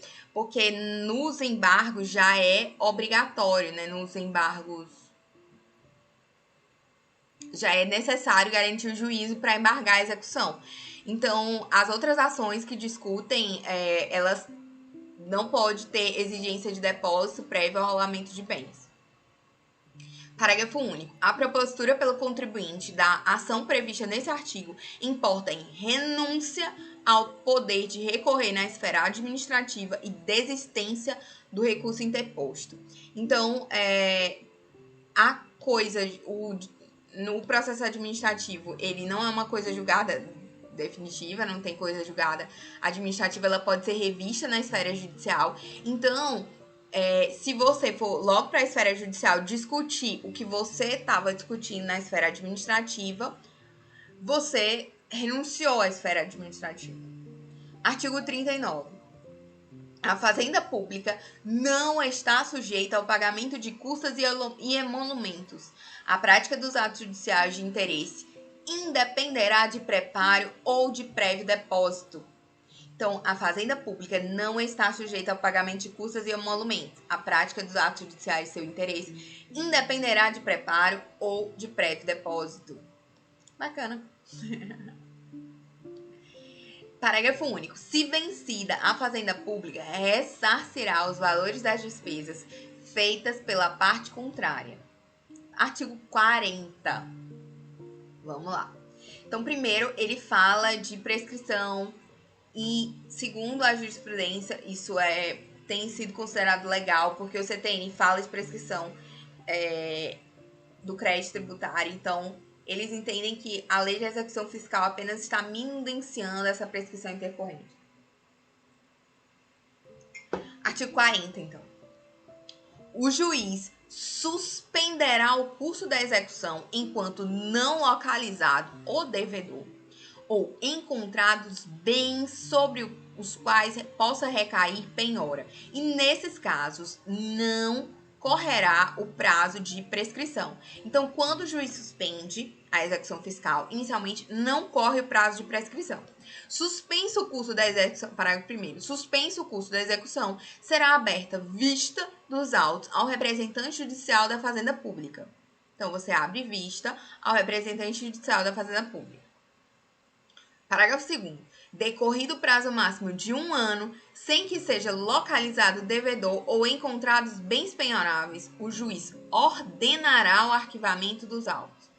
Então, primeiro o juiz, quando não encontrado bens, nem encontrou o devedor, aí o juiz suspende a execução e não corre prazo de prescrição. E isso durou 1 ano, ótimo. Aí o juiz vai e arquiva os autos, ordena o arquivamento dos autos. Parágrafo 3º.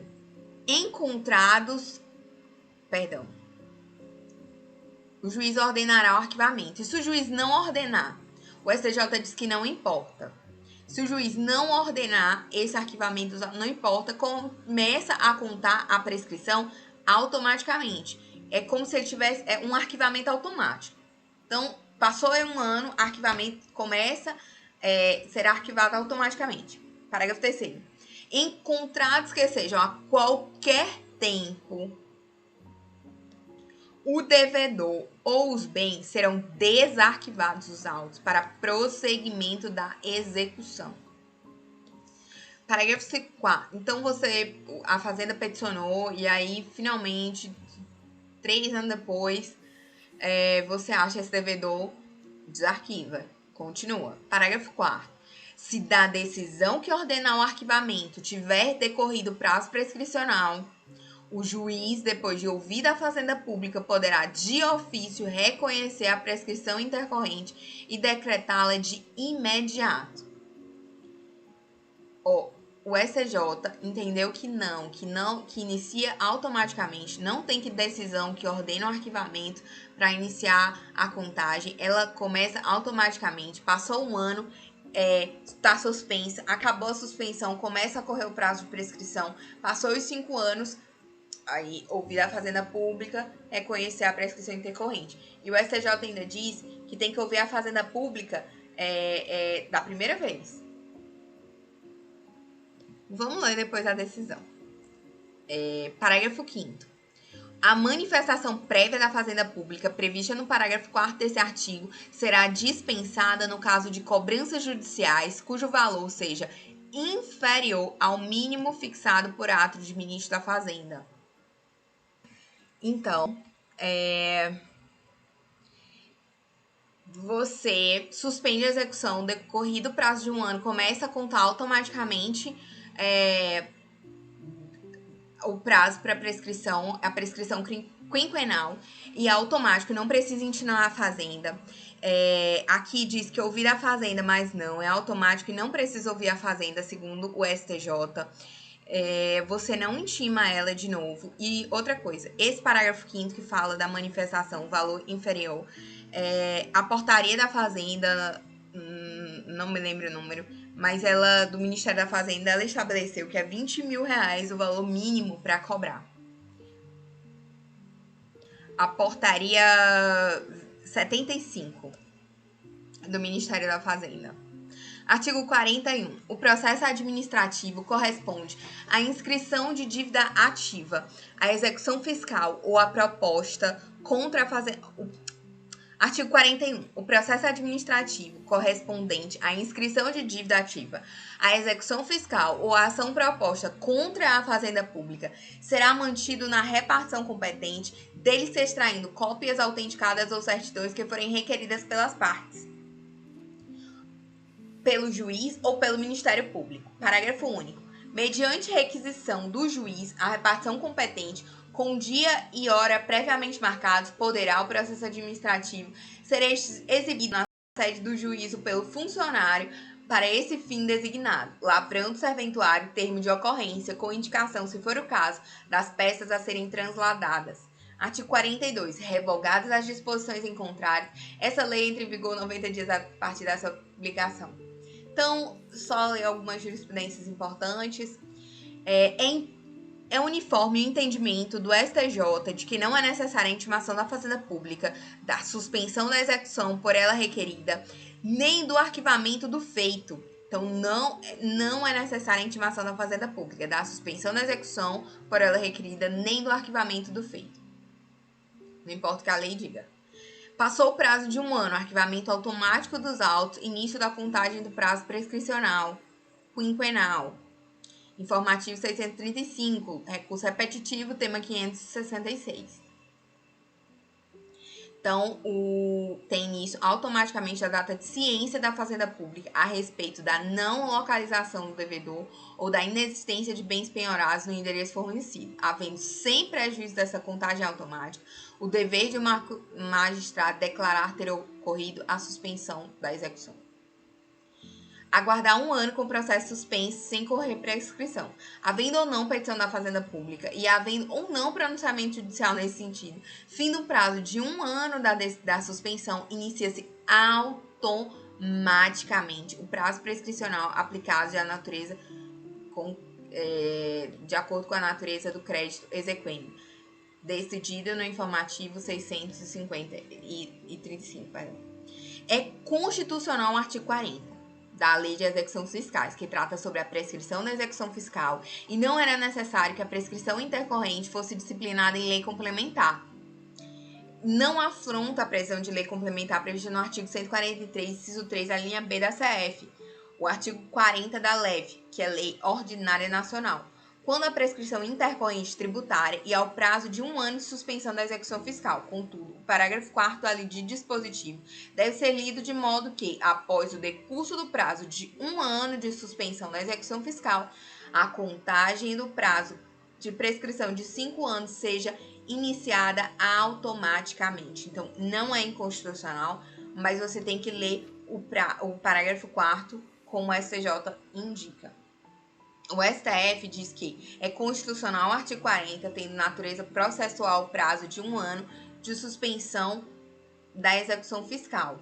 Ele tem natureza processual. Após o decurso desse prazo, inicia-se automaticamente a contagem do prazo prescricional tributário de 5 anos. Tema de repercussão geral 390, informativo 1083. Em 2023, o STF decidiu, por fim, que esse prazo é constitucional e que, na verdade, não há afronta, porque é uma questão processual, que é competência da União, né, para legislar sobre matéria processual. E a lei de execução fiscal, ela é uma lei nacional. Prescrição ordinária tributária e prescrição intercorrente tributária. A prescrição ordinária, ela consiste na perda do direito e da fazenda pública a ajuizar a execução fiscal contra o contribuinte. A prescrição intercorrente consiste na extinção da execução fiscal pelo fato de o devedor não ter sido localizado ou de não terem sido encontrados bens sobre as quais possam recair a penhora. Prescrição tributária ocorre antes do ajuizamento da execução fiscal. Já a prescrição intercorrente ocorre durante a tramitação da execução fiscal. Inicia-se a prescrição tributária com a constituição definitiva do crédito tributário e baliza o exercício da pretensão de cobrança pelo credor, de modo a inviabilizar a propositura da ação após o esvaziamento do prazo. Na verdade, extingue o crédito também, né? A prescrição aqui no direito tributário, ela extingue o crédito e a pretensão, diferente do direito civil, que a prescrição só extingue a pretensão. Então, vamos lá. A prescrição intercorrente, ela requer a propositura prévia da ação de execução fiscal, verificando-se no curso desta. Nesse caso, a vedação ao prosseguimento. Então, a vedação aqui é ao prosseguimento da prática de atos para a cobrança. Vedação ao prosseguimento de prática de atos para a cobrança. Há, assim, uma ruptura do regular andamento processual. O fisco fica impedido de ajuizar a ação de cobrança quando a prescrição é tributária. Mas quando a prescrição é intercorrente, o fisco ficará impedido de ajuizar nova ação cobrando a dívida. A prescrição tributária abrange apenas os créditos tributários. A prescrição intercorrente, ela pode englobar créditos tributários e não tributários. A prescrição ordinária, ela é interrompida pela citação válida do devedor por carta oficial de justiça ou edital e pelo despacho do juiz que ordena a citação na execução fiscal. A prescrição intercorrente, ela é interrompida pela efetiva constrição patrimonial de algum bem que possa servir ao pagamento ou pela efetiva citação do devedor. A prescrição tributária está no 174 do CTN e a prescrição intercorrente no 40, parágrafo 4 da Lei de Execução Fiscal. Esse quadrinho é do Márcio André. Se a execução fiscal é proposta e antes da citação o devedor efetua o pagamento extrajudicialmente do crédito tributário, haverá condenação em honorários? Uma turma da STJ diz que sim, outra diz que não. Vale lembrar aqui uma regra do CPC para a gente entender o próximo julgado. O CPC, no artigo 90, diz que proferida a sentença com fundamento em desistência, em renúncia ou em reconhecimento do pedido, as despesas e os honorários serão pagos pela parte que desistiu, renunciou ou reconheceu. Então, quem desistiu, renunciou, reconheceu, vai pagar as despesas e honorários advocatícios. Só que o artigo 19 da Lei 10.522 de 2002, ele diz que a PFN não está dispensada do pagamento se ela agir com essa lealdade, com esse cooperativismo processual. E o tribunal entendeu que essa norma é dirigida à Fazenda Nacional, então não se aplica à Fazenda Estadual. Eu vou ler direto aqui a norma, isso está no informativo 766 de 2023. Vamos lá. Então, aqui, vamos ler o artigo 19 da Lei 10.522. Lei 10.522 de 2002. Artigo 19. Fica a Procuradoria-Geral da Fazenda dispensada de contestar, de oferecer contrarrazões e de impor recurso e fica autorizada a desistir de recursos já interpostos, desde que ainda exista outro fundamento relevante, na hipótese em que a ação ou a decisão judicial ou administrativa versar sobre. Aí tem lá as hipóteses. No parágrafo 1º diz assim, ó, nas matérias de que trata esse artigo, o Procurador da Fazenda Nacional, que atuar no feito, deverá expressamente, 1. Reconhecer a procedência do pedido, quando citado para apresentar resposta, inclusive em embargos à execução fiscal e exceções de pré-executividade, hipótese em que não haverá condenação em honorários. Então, aqui a lei expressamente diz que não haverá condenação em honorários, e essa vantagem, esse privilégio colocado aqui pela legislação não é extensível à fazenda estadual e municipal, porque essa lei é uma lei nacional aplicada à PFN. Então, no caso, não é extensível às outras fazendas. Foi o que decidiu o STJ no informativo 766. Já que está no informativo, vamos aproveitar o embalo e ler também o artigo 19, né? Fica a PFN dispensada de contestar, de oferecer contrarrazões e de interpor recursos e fica autorizada a desistir de recursos já interpostos, desde que inexista outro fundamento relevante na hipótese em que a ação ou a decisão judicial ou administrativa versar sobre 1. As matérias do artigo 18, que são quais? Ou a contribuição de que trata essa lei aí, incidente sobre o apurado do período base encerrado em 31 de dezembro, empréstimo compulsório, a contribuição do Fundo de Investimento Social, FIM Social, exigida para as empresas exclusivamente vendedoras de mercadorias e mistas, com fundamento nesse artigo de alíquota 0,5, conforme a lei aí, acrescida de adicional de 0,1% sobre os fatos geradores.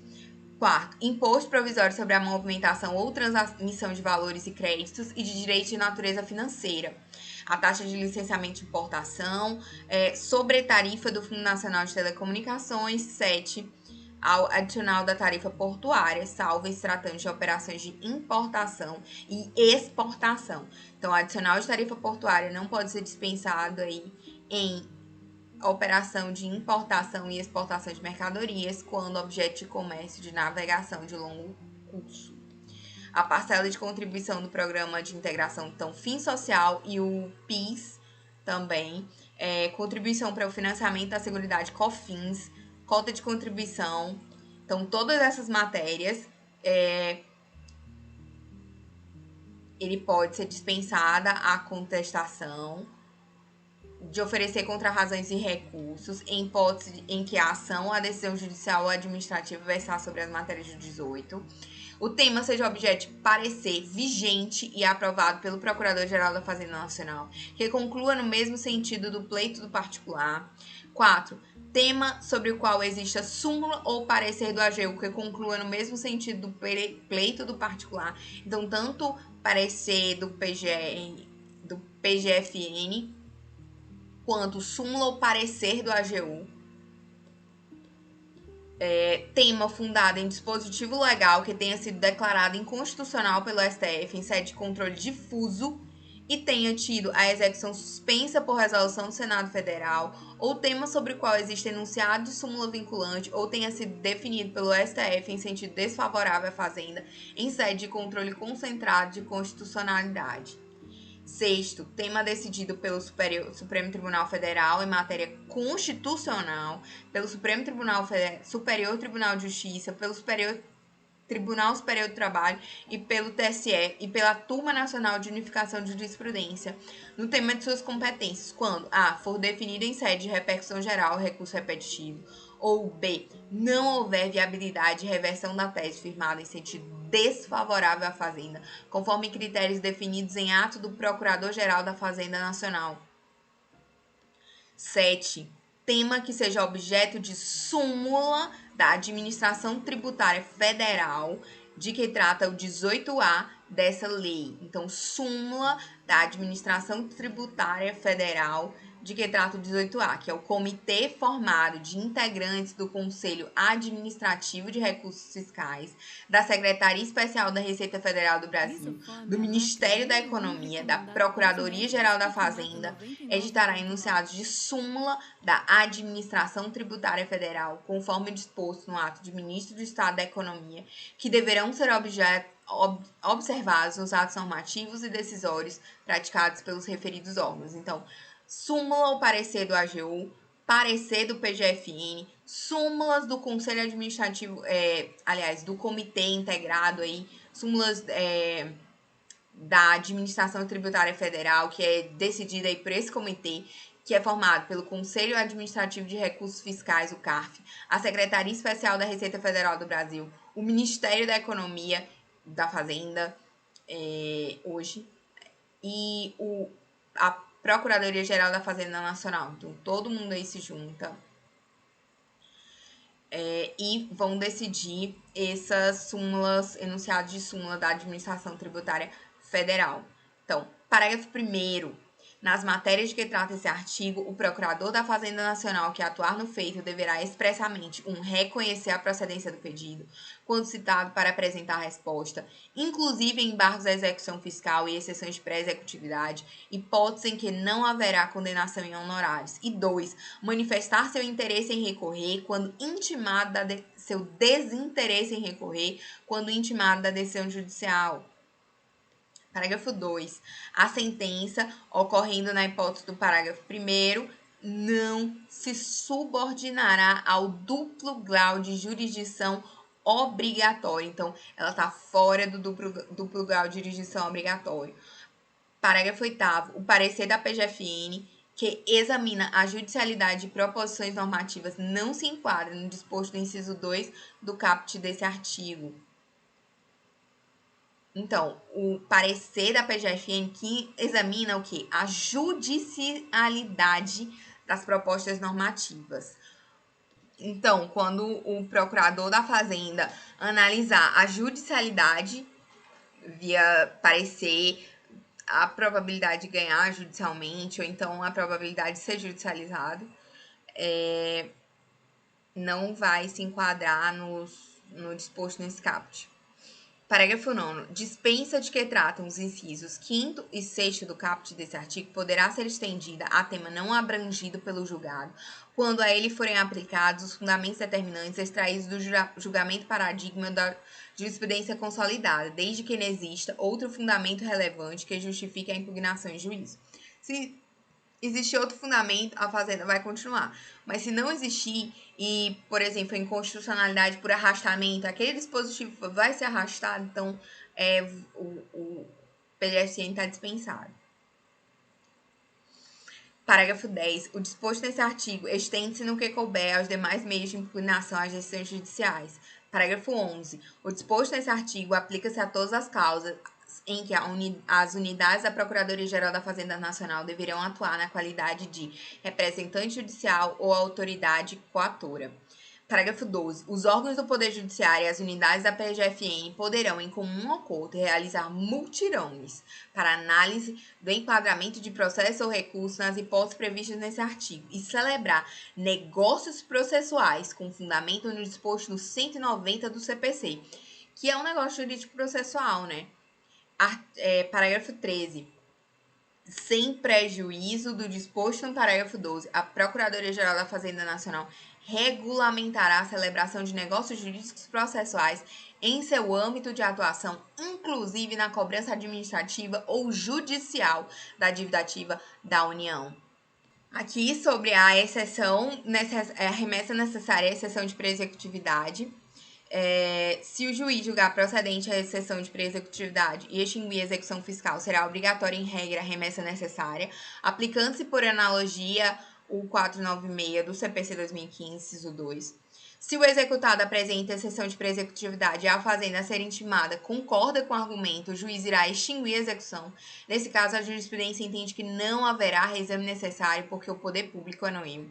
Se a execução fiscal for extinta porque o fisco cancelou a inscrição da dívida ativa que lastreava a execução, também não haverá reexame necessário. Então, o fisco cancelou a inscrição em dívida ativa, não haverá reexame necessário. Nem com a anuência da fazenda, nem com o cancelamento da dívida ativa da CDA vai ter reexame necessário. E no caso concreto, julgado pelo STJ, afirmou-se que não se sujeita ao reexame necessário, ainda que a fazenda tenha sido condenada a pagar honorários advocatícios, a sentença que extinguiu a execução fiscal em razão de acolhimento de exceção de pré-executividade, pela qual se demonstra o cancelamento pelo fisco da inscrição em dívida ativa que lastreava a execução. Importante esses entendimentos sobre remessa necessária. A ação cautelar, isso aí foi no informativo 544. A ação cautelar de caução prévia à execução fiscal não enseja condenação em honorários advocatícios em desfavor de ninguém. Isso aí foi decidido em 2020. E ele diz que a decisão a respeito de pedido de caução do crédito tributário, ainda não cobrado judicialmente para fins de obtenção do crédito de irregularidade fiscal, tem natureza jurídica de incidente processual inerente à execução fiscal, não guardando autonomia a ensejar condenação em honorários advocatícios em desfavor de qualquer das partes. Informativo 675.